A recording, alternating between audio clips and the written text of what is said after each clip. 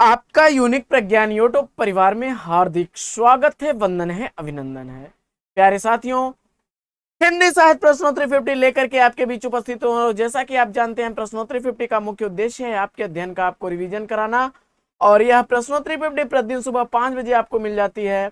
और साथियों, मुझे वादा है आपसे, अगर आप नियमित प्रश्नोत्तरी 50 का अवलोकन करते हैं तो 50 प्रश्नों को इतने कम समय में प्रतिदिन रिवाइज कर लेना आपके लिए अपनी तैयारी को बेहतर बनाने का एक रामबाण साबित होगा। तो साथियों, अगर आप इसका नियमित अवलोकन नहीं करते हैं तो कृपया इसकी लत डाल लीजिए और प्रतिदिन इसका अवलोकन करते रहिए। तो अगर चैनल पर पहली बार होंगे तो चैनल को आप सब्सक्राइब भी कर लेंगे और दोस्तों में शेयर करना तो बिल्कुल नहीं भूलेंगे, और वीडियो को आप लाइक भी कर दीजिएगा, जिससे कि मेरा मनोबल बना रहे और मैं आपके लिए प्रतिदिन ऐसे ही वीडियोस लेकर के आता रहूं। तो साथियों, आज की प्रश्नोत्तरी 50 को प्रारंभ करने से पूर्व देखेंगे आज का मॉर्निंग कोट्स।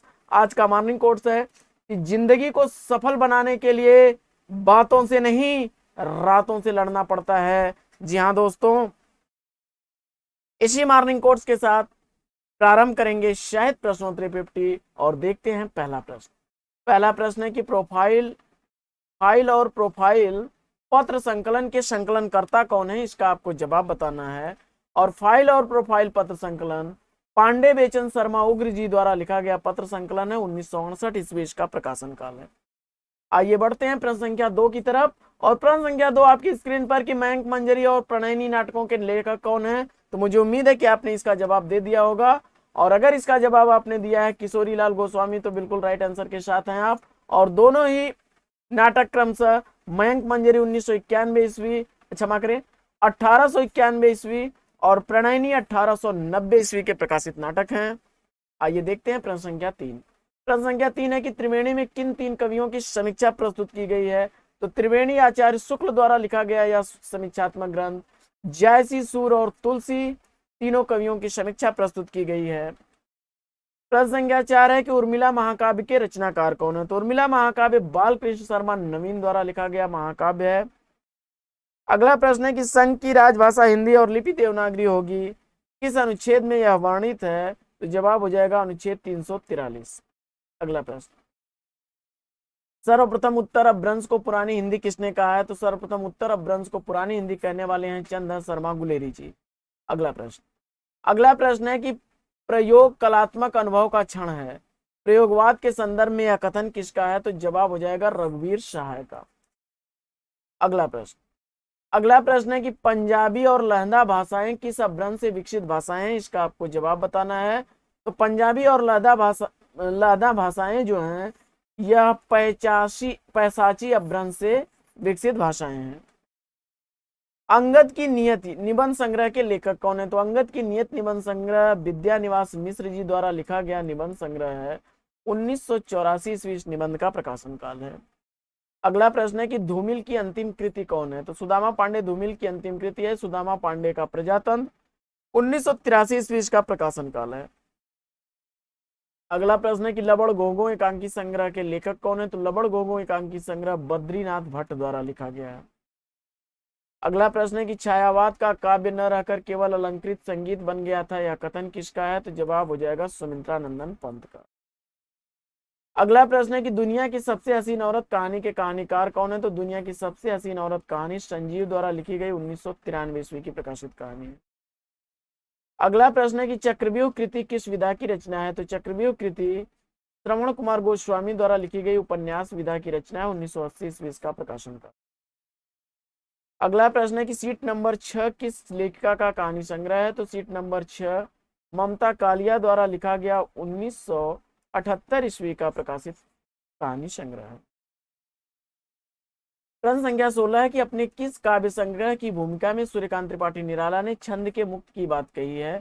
तो जवाब हो जाएगा परिमल। प्रश्न संख्या 17 है कि तूफानों के बीच में रिपोर्टाज के लेखक कौन है। तो तूफानों के बीच रिपोर्टाज रांगे राघव द्वारा लिखा गया 1941 ईस्वी का प्रकाशित रिपोर्टाज है।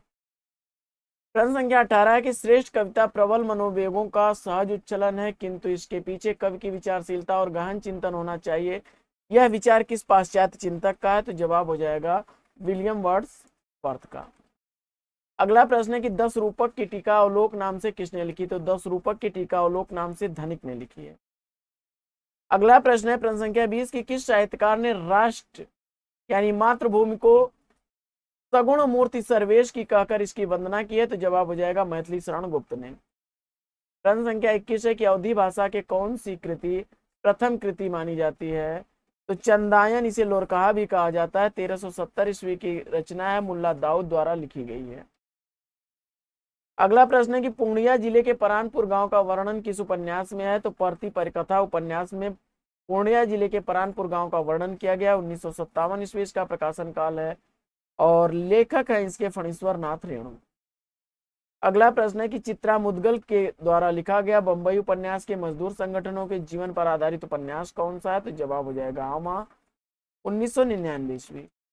अगला प्रश्न है हिमालय की यात्रा सूर्योदय का देश यात्रा साहित्य के रचनाकार कौन है? तो हिमालय की यात्रा और सूर्योदय का देश दोनों ही यात्रा साहित्य काका कालेलकर द्वारा लिखा गया है, जिसमें हिमालय की यात्रा 1948 ईस्वी और सूर्योदय का देश 1955 ईस्वी के यात्रा साहित्य है। अगला प्रश्न है कि डॉक्टर बच्चन के अनुसार प्रथम प्रकृतवादी कृति कौन सी है? जवाब हो जाएगा डॉक्टर बच्चन के अनुसार युगवाणी सुमित्रानंदन पंत द्वारा लिखी गई रचना है और 1939 ईस्वी इसका प्रकाशन था। और युगवाणी को प्रगतिवादी का विधारा की प्रथम कृति डॉक्टर बच्चन स्वीकार करते हैं। अगला प्रश्न है कि मेरी पत्नी और भेड़िया किसकी आत्मकथा है? तो डॉक्टर धर्मवीर द्वारा लिखी गई है आत्मकथा, 2009 ईस्वी की प्रकाशित आत्मकथा है। अगला प्रश्न है कि अमीर खुसरो को अवधी भाषा का प्रथम कवि किसने माना है? तो अमीर खुसरो को अवधी भाषा का प्रथम कवि मानने वाले रामकुमार वर्मा है। अगला प्रश्न है कि केसर कस्तूरी कहानी के कहानीकार कौन है? तो केसर कस्तूरी कहानी लिखी गई है शिवमूर्ति द्वारा, 1991 ईस्वी इसका प्रकाशन काल है। अगला प्रश्न है कि साच कहूं तो नाटक के नाटककार कौन है? तो प्रभाकर सोत्री द्वारा लिखा गया नाटक, 1993 ईस्वी का प्रकाशित नाटक है। अगला प्रश्न है कि महावीर प्रसाद द्विवेदी और हिंदी नवजागरण किसकी पुस्तक है? तो महावीर प्रसाद द्विवेदी और हिंदी नवजागरण रामविलास शर्मा की पुस्तक है। अगला प्रश्न है कि रस सिद्धांत आलोचना ग्रंथ के लेखक कौन है? तो रस सिद्धांत आलोचना ग्रंथ जो है डॉक्टर नगेन द्वारा 1964 ईस्वी का प्रकाशित आलोचना ग्रंथ है। और रस सिद्धांत नाम से ही नंदुलारे वाजपेयी जी का भी आलोचनात्मक ग्रंथ है, जो 1977 ईस्वी का प्रकाशित ग्रंथ है। यानी कि नंदुलारे वाजपेयी और डॉक्टर नगेंद्र दोनों लोगों ने रस सिद्धांत नाम से आलोचनात्मक पुस्तक लिखी है, लेकिन डॉक्टर नगेंद्र की पुस्तक 1964 ईस्वी की प्रकाशित है, जबकि वाजपेयी जी की पुस्तक 1977 ईस्वी की प्रकाशित है। आइए बढ़ते हैं प्रश्न संख्या 32 की तरफ। और प्रश्न संख्या 32 है कि आदर्श दंपति उपन्यास के उपन्यासकार कौन है? तो आदर्श दंपति उपन्यास लज्जाराम मेहता द्वारा लिखा गया 1904 ईस्वी का प्रकाशित उपन्यास है। अगला प्रश्न है कि वाद विवाद संवाद आलोचक के मुख से दोनों ही आलोचनात्मक कृतियों के लेखक कौन है? तो वाद विवाद संवाद और आलोचक के मुख से दोनों ही कृतियां डॉक्टर नामवर सिंह द्वारा लिखी गई कृतियां, जिसमें वाद विवाद संवाद 1989 ईस्वी, जबकि आलोचक के मुख से 2005 ईस्वी की प्रकाशित आलोचनात्मक कृति है। प्रश्न संख्या 34 देखते हैं। कुब्जा पच्चीसी काव्यकृति के रचनाकार कौन है? तो कुब्जा पच्चीसी काव्यकृति नवनीत चतुर्वेदी द्वारा लिखी गई रचना है। अगला प्रश्न है कि मैथिली शरण गुप्त को राष्ट्र कवि की उपाधि किसने दी? तो मैथिली शरण गुप्त को राष्ट्र कवि की उपाधि देने वाले महात्मा गांधी है, और उनकी कृति भारत भारती से प्रभावित होकर के उन्होंने उन्हें राष्ट्र कवि कहा था। अगला प्रश्न है कि ब्रज भाषा साहित्य का प्राचीनतम उपलब्ध ग्रंथ कौन सा है? तो ब्रज भाषा साहित्य का प्राचीनतम उपलब्ध ग्रंथ जो है प्रद्युमन चरित्र है, सुधीर अग्रवाल द्वारा लिखा गया है। अगला प्रश्न है कि होली का उपहार मुक्तिधन कहानी के कहानीकार कौन है? तो होली का उपहार और मुक्तिधन दोनों ही कहानियां मुंशी प्रेमचंद द्वारा लिखी गई हैं, जिसमें 1931 ईस्वी होली का उपहार का प्रकाशन काल और 1924 ईस्वी मुक्तिधन का प्रकाशन काल है। अगला प्रश्न है कि छायावाद को भाव प्रकाशन का एक नया मार्ग किसने कहा है? तो छायावाद को भाव प्रकाशन का एक नया मार्ग कहने वाले मुकुटधर पांडे हैं। अगला प्रश्न है कि महारानी पद्मावती नाटक का प्रकाशन काल क्या है? तो महारानी पद्मावती नाटक जो है राधा कृष्णदास द्वारा 1982 ईस्वी का प्रकाशित नाटक है। अगला प्रश्न है कि जलता हुआ रथ नाटक का प्रकाशन काल क्या है? तो जलता हुआ रथ स्वदेश दीपक द्वारा 1998 ईस्वी का प्रकाशित नाटक है। अगला प्रश्न है कि प्राणार्पण नाम से गणेश शंकर विद्यार्थी के बलिदान पर लिखे गए खंडकाव्य के रचयिता कौन है? तो जवाब हो जाएगा बाल शर्मा कृष्ण नवीन। अगला प्रश्न है कि कवि कह गया के रचनाकार कौन है? तो कवि कह गया के रचनाकार अशोक वाजपेयी हैं, 2000 ईस्वी इसका प्रकाशन काल है। जो मैंने जिया यादों का चिराग और जलती हुई नदी आत्मकथाओं के आत्मकथाकार कौन है? तो ये तीनों ही आत्मकथाएं कमलेश्वर द्वारा लिखी गई हैं। जो मैंने जिया 1992 ईस्वी, यादों का चिराग 1997 ईस्वी और जलती हुई नदी 1999 ईस्वी के प्रकाशित आत्मकथाएं हैं। अगला प्रश्न है कि अमिट रेखाएं किसका रेखाचित्र है? तो अमिट रेखाएं रेखाचित्र के लेखक सत्यवती मलिक हैं, 1951 ईस्वी इसका प्रकाशन का। अगला प्रश्न है कि आत्मनिरीक्षण आत्मकथा के लेखक कौन है? तो आत्मनिरीक्षण आत्मकथा सेठ गोविंद दास द्वारा लिखी गई 1958 ईस्वी की प्रकाशित आत्मकथा है। और कन्यादान निबंध के निबंधकार कौन है? तो कन्यादान निबंध किस साहित्यकार की कृति है? इसका आपको जवाब बताना है और जवाब हो जाएगा अध्यापक सरदार पूर्ण सिंह। अगला प्रश्न है कि बसंत आ गया निबंध के निबंधकार कौन है? तो बसंत आ गया यह निबंध हजारी प्रसाद द्विवेदी का निबंध है। और पशु पक्षियों पर आधारित महादेवी वर्मा का संस्मरण कौन सा है? तो जवाब हो जाएगा मेरा परिवार, 1972 ईस्वी इसका प्रकाशन का। अगला प्रश्न है कि भक्ति सर्वस्व और भारत भिक्षा काव्य कृतियों के रचनाकार कौन है? तो जवाब हो जाएगा भारतेंदु हरिश्चंद्र। 1870 ईस्वी भक्ति सर्वस्व का रचनाकाल और भारत भिक्षा काव्य का 1875 ईस्वी है।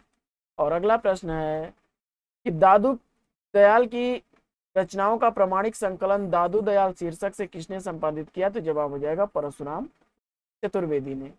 तो साथियों, आज की पाठचर्या कैसी लगी कमेंट्स करके हमें जरूर बताइएगा और वीडियो को लाइक और शेयर कर दीजिएगा। चैनल पर पहली बार होंगे तो चैनल को सब्सक्राइब कर लीजिएगा। तो आज की पाठचर्या हम साथियों लेंगे यहीं पर विराम, फिर मिलेंगे आपसे अगले वीडियो में एक नए प्रकरण, एक नए टॉपिक, एक नए अंदाज में। तब तक के लिए लेंगे आपसे विदा। आपका जीवन मंगलमय हो, बेस्ट विशेष बेस्ट ऑफ लक। जय हिंद साथियों।